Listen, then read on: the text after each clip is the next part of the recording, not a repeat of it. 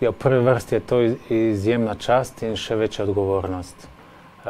Je pa pomembno tu dodati to, da nove usmeritve Mariborja in pogled na prihodnje delovanje se skladajo z mojimi vrednotami, tako da tu na tem mestu skromnost za zdravo mero ambicioznosti bo neko vodilo prihodnjega delovanja. V tem vprašanju so pomembni trije dogodki. Izguba športnega direktorja Zahoviča za Maribor je velik udarec in šok. To je oseba, ki je najuspešnejši športni funkcionar na prostorih Republike Slovenije v moderni zgodovini. Izgubili smo istočasno oziroma malenkost prej tudi najtrofejnejšega nogometnega trenerja Darka Milaniča in ko temu dodamo še izbruh koronavirusa, je škoda velika. Kako se bomo spopadali? Tu v našem klubu imamo že dolgo časa slogan Mi skupaj eno smo.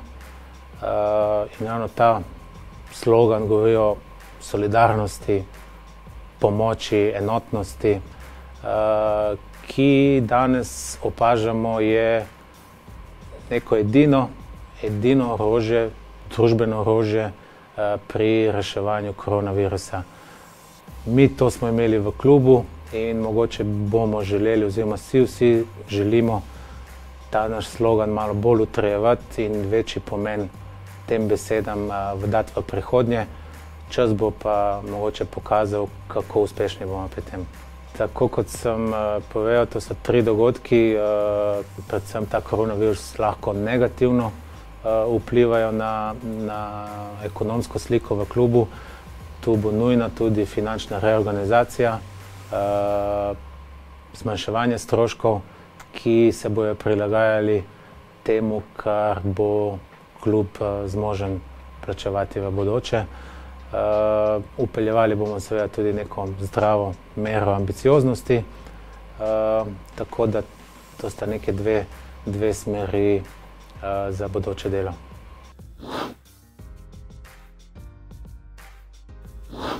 Sam osebno jih mogoče bolj poznam, to pomeni večjo prepoznavnost bojo lahko imeli v delu kluba, ampak to ne pomeni, da jih bo 5 igralo v prvi ekipi.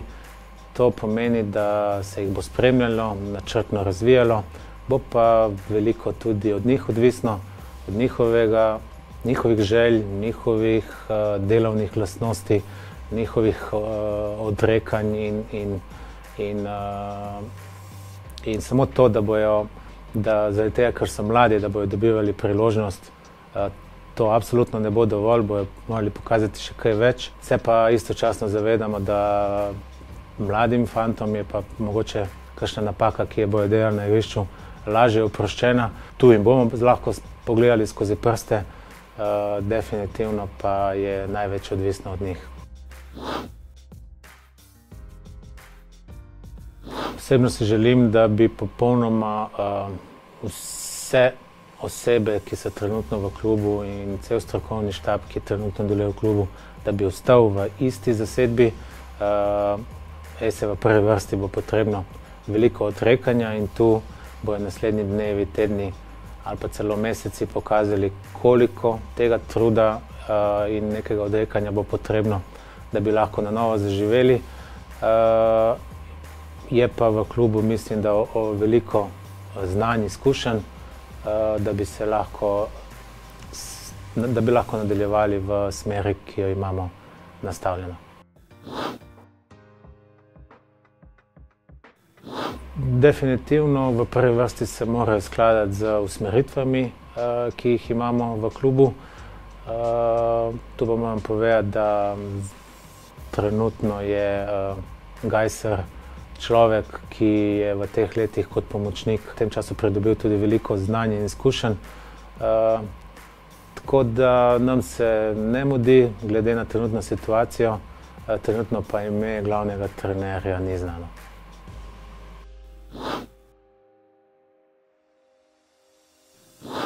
Ja, po nekem optimističnem scenariju, ki je nastavljeno, naj bi se tekme začele v začetku maja. To pomeni neko 10 do 14 dnevno obdobje, ko bi mi začeli trenirati skupaj na igrišču.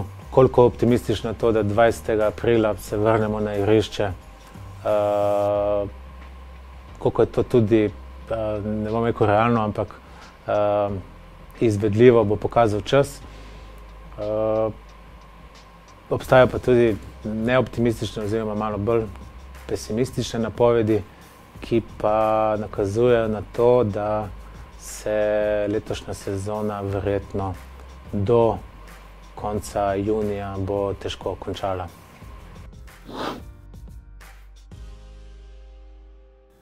Zmagovalni duh bo absolutno potrebno pridobiti.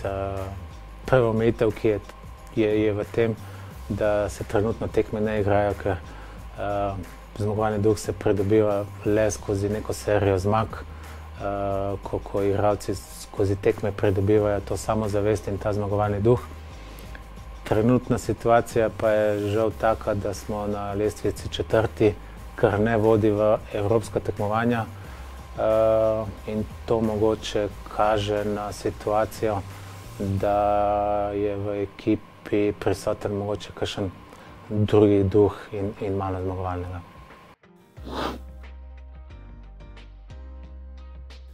Mislim, da je v prvi vrsti trenutno potrebno veliko drugega dela, predvsem finančno se reorganizirati, znižati stroške strokovnega dela v klubu. Trenutno bo ta vloga se prerazporedila znotraj notranjih resursov in ne bomo iskali zunanjega kadra. Bolj si želimo, da vsi, ki smo trenutno v klubu, ostanemo skupaj, se vidimo v istem in novem projektu. To pomeni, bolj se nagibamo k temu, da ne izgubimo kakšnega človeka v tej fazi, da ne odpuščamo, da ne spravljamo na cesto, kot pa da bi na novo zaposlovali.